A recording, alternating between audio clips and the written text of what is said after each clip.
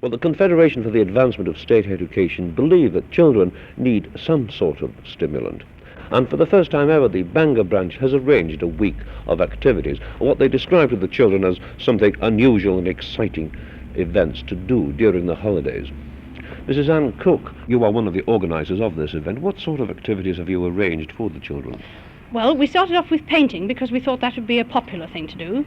And then we had aeroplane modelling for the boys, which we thought was a little more practical, possibly. And then we have a session with the computer for older children. We have arranged 2 talks, one which is called Science and Magic, and which is being done by the Professor of Physics. No one knows quite what he's going to produce. We think it will be rather marvellous. And then there's a talk on castles this afternoon by another of the university lecturers. On Thursday, there's a session making up electrical kits with one of the electronics lecturers.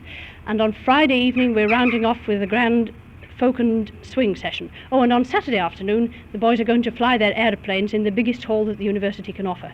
Now, this is the first time this has been held in Bangor here. What sort of response have you had? Well, a very good response. We sent a notice of the activities to all the children in the junior schools and senior schools in Bangor. We didn't know how they'd respond. We didn't know whether we'd get 600 or 600, and I think either would have been disastrous. But as it turns out, every session that we've organised has just filled up. We could have sold 3 times the number of places of aeroplane modelling, but otherwise things have just filled up very nicely. How did you put over to the children that this was not just a school from school? Well, we didn't really try to put it over, but we did try to keep out of our notice the words talk, lesson, lecture, class, anything that gave the suggestion that they were just coming back to school. We described them as events and activities, and I think tried to word them and give them names that would be fairly stimulating. Mrs. Betty Bradshaw, you're secretary of the Bangor Group. What's the idea behind this project? Well, we felt that the children during the holidays needed something to stimulate their interest outside the home. Don't you think that children get enough at school?